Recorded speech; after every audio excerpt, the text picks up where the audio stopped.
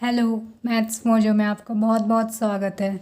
तो आज हम 2020 के क्वेश्चन पेपर का 36 क्वेश्चन करेंगे।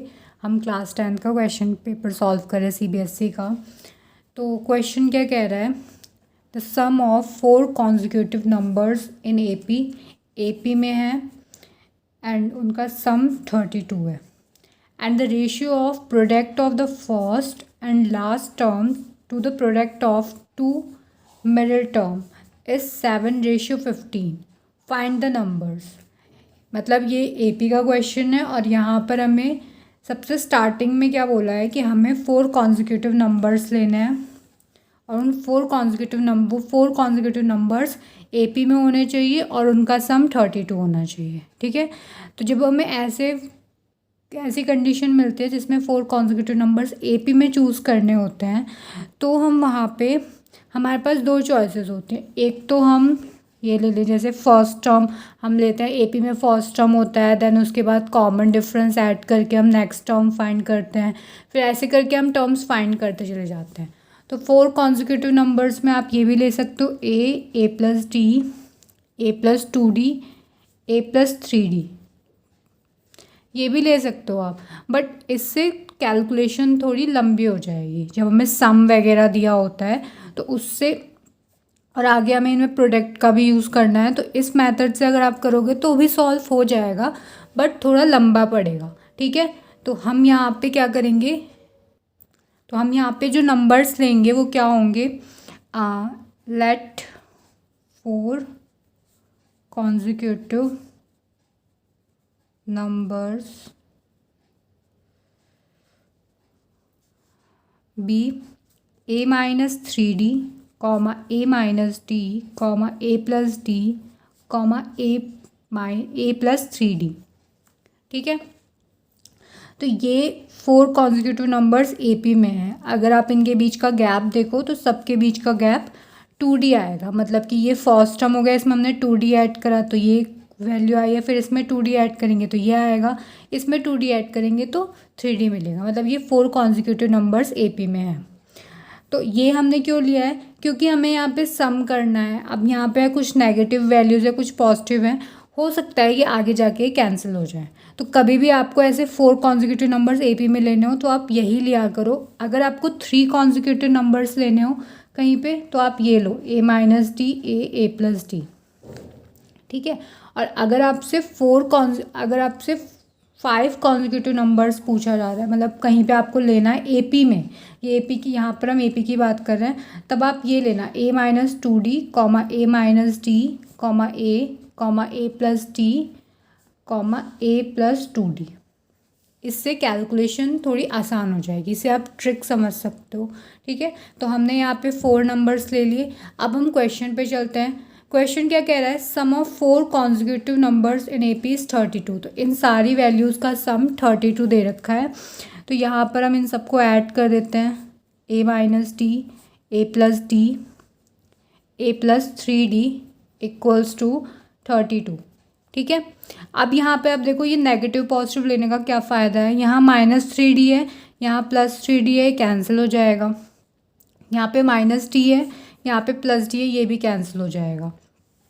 तो कितने, अब यहाँ पे केवल a बचा है इस साइड पे, तो कितने हो गए, a plus a plus a plus ए,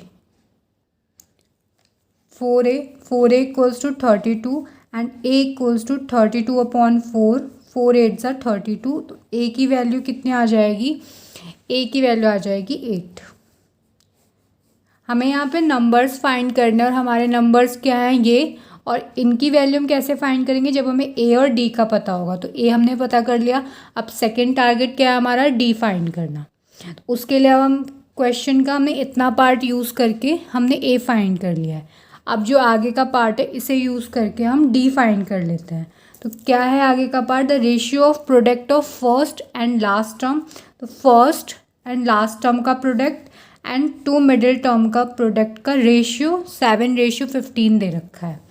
तो हम इनका प्रोडक्ट करके यहाँ पे लिखते हैं a माइनस 3d, ये फर्स्ट टर्म है, और a प्लस 3d ये लास्ट टर्म है। जितने ये 4 टर्म दे रखे हैं इसमें ये लास्ट है। ठीक है। तो यहाँ पे फिर उसके बाद अपॉन में क्या हो जाएगा, a minus D and a plus D, ये मिडिल टर्म्स हैं। इनका रेशियो कितना दे रखा है, 7:15। अब आप देखो कि यहाँ पे हमें क्या मिल रहा है, यहाँ पर हम a की जगह वैल्यू पुट कर देते हैं 8, तो कितना हो जाएगा 8 minus 3d, 8 plus 3d upon 8 minus d, 8 plus d equals to 7/15।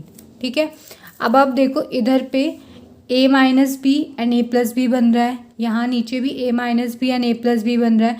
तो हमारे पास a minus b and a plus b का एक फॉर्मूला होता है, क्या होता है, a square minus B square. तो हम यही वाला फॉर्मूला यहाँ पे यूज़ करेंगे। तो ये क्या हो जाएगा, 8 का स्क्वायर माइनस 3d का स्क्वायर अपॉन 8 का स्क्वायर माइनस d का स्क्वायर इक्वल्स टू 7/15 हो जाएगा। ठीक है। 8 का स्क्वायर कितना होता है 64, 3d स्क्वायर कितना होगा 9d स्क्वायर, 3d पे होल स्क्वायर है तो दोनों का स्क्वायर हो जाएगा, upon 64 minus d square equals to 7/15। ठीक है। अब हम क्या करेंगे, अब हम यहाँ पे क्रॉस मल्टीप्लाई करेंगे, इसकी मल्टीप्लाई इससे एंड इसकी मल्टीप्लाई इससे। ठीक है। तो क्या हो जाएगा 15 bracket 64 minus 9d square equals to 7 bracket 64 minus d square. अब 15 की अंदर मल्टीप्लाई कर लेते हैं और 7 के अंदर मल्टीप्लाई कर लेते हैं, तो क्या होगा, तो यहाँ पे मैंने मल्टीप्लाई कर लिया है। फिर इसके बाद हम क्या करते हैं, अब डी वाली वैल्यूज़ को एक तरफ कर देते हैं और जो कांस्टेंट वैल्यूज़ हैं उन्हें एक तरफ कर देते हैं। तो 960 माइनस 448 इसको इधर लेके आ गए इक्वल्स टू 7, इसको हम इधर लेके जाएंगे तो हो जाएगा 135 D square minus 7d square. और इसको सॉल्व करेंगे तो क्या होगा, तो यहाँ पर हमने 960 में से 448 माइनस करा तो 512 आएगा एंड 135 डी स्क्वायर में से 7d स्क्वायर माइनस करेंगे तो 128 डी स्क्वायर आएगा। ठीक है। फिर इसके बाद हम डी स्क्वायर की वैल्यू निकालेंगे तो जाएगा 512 अपॉन 128, ये 128 अपॉन इधर आ जाएगा और फिर हम इसको उल्टा कर देंगे, मतलब इस साइड इसको डी स्क्वायर को इधर ले गए और इसको 512 अपॉन 128 को इस साइड ले गए। अब हम इसे सॉल्व करेंगे तो ये कितने टाइम जाएगा, तो यहाँ पे हमारे पास डी स्क्वायर 4 आ गया है। अब डी की वैल्यू निकालेंगे तो ये जाएगा √4, तो ये आ जाएगा +-2। ठीक है। तो यहाँ पर जो d है उसकी दो वैल्यूज़ आ रही है +2 एंड -2।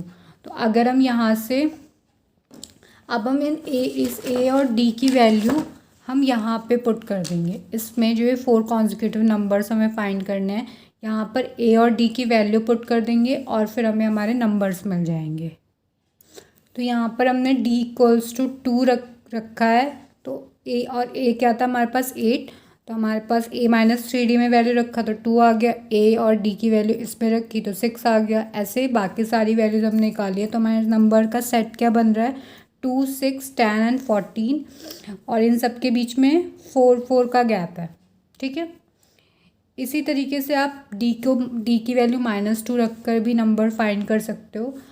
तो ये क्वेश्चन हमने कंप्लीट कर लिया है। अगर आपको इस क्वेश्चन के किसी स्टेप में प्रॉब्लम हो तो आप मुझे कमेंट करके बता देना, मैं ट्राई करूँगी कि मैं आपकी प्रॉब्लम सॉल्व कर सकूँ। Thank you for watching.